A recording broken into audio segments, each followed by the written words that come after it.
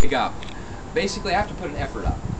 I have to make what's known as a gree-gree bag, a little bag, and I put all this stuff after I've crushed it and mixed it. Then I have to put it underneath the woman's doorsteps whose hearts I desire, and then I have to not be seen for 7 days. Now let's think about that. I'm probably, 16 years old, trying to look for a wife that's that time and age. So she's probably one of the younger daughters of the house. She's sweeping the steps. She looks under the stairs. She sees a gree-gree bag. Immediately she's thinking, who left the gree-gree bag? Well, I haven't seen Steve in a while, and Mark hasn't been around in the area. Now, brain's flowing. After 7 days, I'm to write a letter of intent and then send it to her, and of course, boom, that love spell's going to work. I don't see ghosts or demons in this. I see little old ladies who've planned these things out to get people together. And just again, I kind of mentioned that to show you just how wrong anything you've read about voodoo usually is. Marie Laveau was a voodoo queen. She was a free woman of color. She was a hairdresser too. Now this woman was all-knowing, all-seeing, could be forever young and beautiful, and could be more in one place at the same time. I'm going to tell you how we logically explain many of those things. People ask me, do I believe in voodoo? Do I believe in ghosts? After living here, I don't not believe in anything. And that's the way I leave it.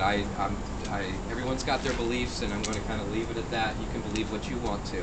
But she was a very smart woman. She was a hairdresser, and she did the hair of many of the rich women around. So some fellow's coming in on Thursday. He needs his tarot cards read. He needs to know what's going on. Well, she leaves wine. She leaves mint julep. And by the way, has anyone had a mint julep? It's all alcohol. No wonder the gentle ladies of the South needed a constitutional around too. They're shattered. I'm drunk. I'm going to bed. This is just. I mean, I don't drink much anymore, but boy, one of those, woohoo! And she knows this, and she knows that the little, some finger sandwiches and some gabbing will go on. She's taking notes. So by the time she meets this guy on Thursday, well, he's heard what his daughter says, what his wife says, what the neighbor's woman says. She knows all, sees all. Also, she heads over to Congo Square, and this is where the slaves would gather on their days free, and I'll tell you more about that later. But she goes, hey, you're from the House of Smith, get over here, here's 20 bucks, what's going on? She knows better than the servants in your house. All knowing, all seeing this lady was. Forever young and beautiful, and more in one place at the same time. She married a fellow named Paris. Depends on which book you want. She didn't have children or had one or two with Paris. He died, and she hooked up with a fellow named Glapion. Common law marriage, where they shacked up.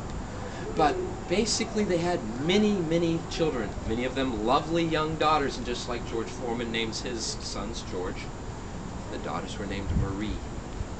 So as she got older, she took care of the financing, and she's sending the kids out to do the work. So you're in uptown, driving down the way, go, oh my gosh, look at this beautiful woman. Who's that? That's Marie Laveau. And then we see her again down here in the quarter not 10 minutes later. How does she do this? She's an amazing woman. Now this woman truly could get you hired and fired from City Hall. And I'm talking a southern, white, male-dominated society, and a black woman, not by power, but by subterfuge, could get things done. Later in her life, as she was both a good Catholic and a good voodoo practitioner, she hated capital punishment. And she actually worked with a lot of the people on death row, either as a Catholic or a voodoo practitioner. A couple of fellows in particular had been accused of killing a young black girl, and she believed fully that they were innocent. She swore anything in her power she would do to stop their hanging. On the day they were to be hung, it said that as soon as they got to the gallows, both men were to be hung at the same time. Clouds formed overhead, thunder, lightning, spear and magic helmet. If you're a Bugs Bunny fan, you'll know what I'm doing. And it's just gushing, pouring. They pull the lever and both ropes break. These guys hit the ground.